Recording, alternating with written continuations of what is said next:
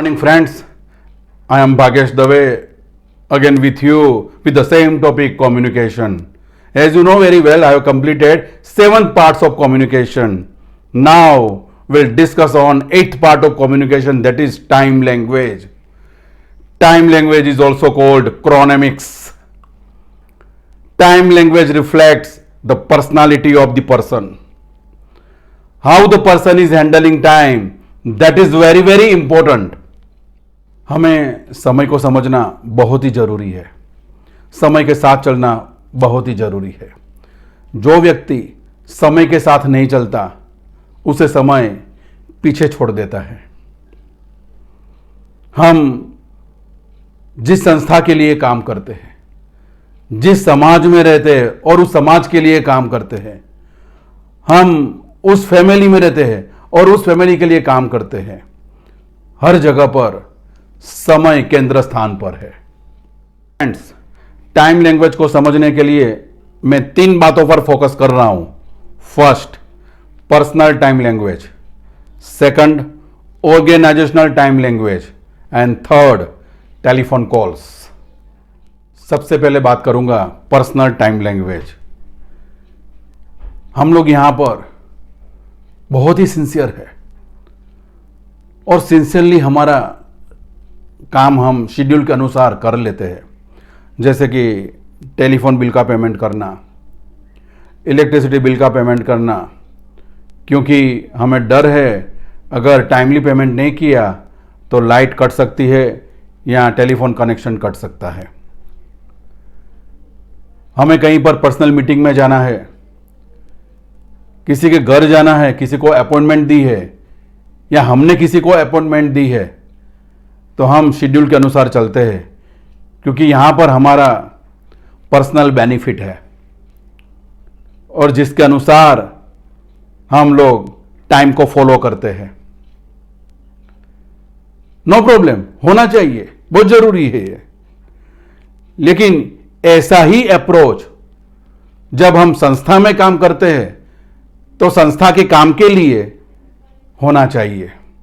Second है organisational time language. मित्रों, हम जब घर से बाहर निकलते हैं तब हमें देखने वाले बहुत लोग हैं। संस्था में जब हम पहुंचते हैं वहां पर हमें देखने वाले बहुत लोग हैं। हम सब लोग जानते हैं कि संस्था में परफॉर्मेंस अप्रेजल होता है। परफॉर्मेंस अप्रेजल के टाइम सबसे महत्वपूर्ण जो देखा जाता है वो आपका टाइम लैंग्वेज। आप कितने पंक्चुअल हो अपने टाइम में, समय सर ऑफिस पहुंचते हो या नहीं पहुंचते हो, कितना समय आपने ओवर टाइम वर्क किया, आपने कौन से काम किए और कौन से काम शेड्यूल के अनुसार अपने ऊपरी अधिकारी को आपने फॉरवर्ड किया, ये सारी बात देखी जाती है। मित्रों, punctuality is very very important. हमें अपने समय को फॉलो करना है और समय के अनुसार, शेड्यूल के अनुसार ऑफिस आवर्स में पहुंच जाना है। वहां से हमारी शुरुआत होती है दिन की। और सेकंड बात आती है, जो भी हमारे ऊपरी अधिकार हमें असाइनमेंट देते हैं, जिस शेड्यूल में हमें उनको रिटर्न करना है उस शेड्यूल को हम फॉलो करें और उसी शेड्यूल में उनको रिटर्न करें। जो भी डे टू डे एक्टिविटीज है, जिस समय मर्यादा में पूरा करना है उसे पूरा करके हम हमारे ऊपरी अधिकारी को फॉरवर्ड करें। इससे बेनिफिट क्या रहेगा? आपका पेंडेंसी ऑफ वर्क नहीं रहेगा। नेक्स्ट डे आपका नया काम शुरू होगा लेकिन पेंडिंग वर्क नहीं होगा, जिससे आपको बहुत बड़ा एडवांटेज होगा, समय का एडवांटेज होगा आपको। और उसी संस्था की बात कर रहा हूं जिस संस्था में हम काम कर रहे हैं। अगर हमारे कस्टमर्स हैं तो उन कस्टमर्स के साथ अगर बात करनी है तो उनसे अपॉइंटमेंट ले ले सबसे पहले। अगर हमें हमारे ऊपरी अधिकारी से बात करनी है, कुछ काम के लिए बात करनी है, ऑफिस वर्क के बारे में बात करनी है, लेकिन अगर वो मीटिंग में बैठे होंगे तो वो हमसे बात नहीं कर पाएंगे। इसलिए उनसे भी टाइम लेना बहुत जरूरी है। उन लोगों से अपॉइंटमेंट लेने के बाद उस समय पर उन्हें हमें कॉल करना है। अगर उस समय पर वो लोग हमारे फोन रिसीव नहीं कर सकते हैं तो कोई बात नहीं है, थोड़ी देर के बाद फिर से ट्राई कीजिए। अगर वो फोन रिसीव कर लेते हैं तो आप अपनी बात शुरू करें और अपनी बात जो भी आपको करना है वो कर सकते हैं। लेकिन without appointment you must not call to your customers and to any other person of your company, even though outsider of the company. अगर किसी को आपसे बात करनी है तो आप भी उनको अपना टाइम दे दीजिए कि वो आपको उस समय पर फोन करे, जिससे आप आराम से बात कर सकते हैं और जो भी आपको कम्युनिकेशन करना है सेटिस्फैक्टरीली हो सकता है। Third point, telephone calls. जैसे मैंने अभी आपसे बात करी, संस्था में किसी भी व्यक्ति से बात करनी हो या उनके कस्टमर से बात करनी हो तो सबसे पहले उनकी अपॉइंटमेंट ले और उसके बाद ही उनसे बात करें।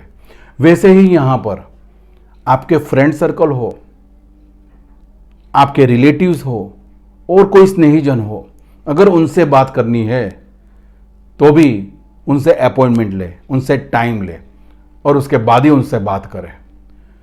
किसी के भी साथ और समय में बात ना करें और टाइम में बात ना करें, क्योंकि हो सकता है किसी को अच्छा ना लगे, उनको बुरा लगे, और अगर बुरा लग गया तो वो आपको कुछ भी कह सकते हैं। ये परिस्थिति क्रिएट ना हो उसके लिए समय अनुसार, समय को जानकर, समय को पहचान कर हमें किसी से बात करनी चाहिए। एक कंडीशन है कि अगर कोई एक्सीजेंसी है, इमरजेंसी है और मैसेज देना बहुत ही जरूरी है तो आप रात को 12 बजे भी बात कर सकते हैं, लेकिन यहां पर वो आपके खास होने चाहिए, खास व्यक्ति होने चाहिए। अगर आपने रात को 12 बजे या रात को 1 बजे भी उनसे बात करी तो उनको बुरा नहीं लगना चाहिए। अदरवाइज मॉर्निंग में आप किसी को भी मैसेज दे सकते हो। Time language is one kind of discipline of time, यानी समय का शिस्त। हमें इस समय के शिस्त को समझना है। समय को ध्यान में रखते हुए हमें आगे बढ़ना है। समय का पालन करना अनिवार्य है। जीवन में कुछ प्राप्त करना है तो समय के साथ चलो, समय का पालन करो। As we know very well, time is money. एक बार गया हुआ समय कभी वापस नहीं आता है।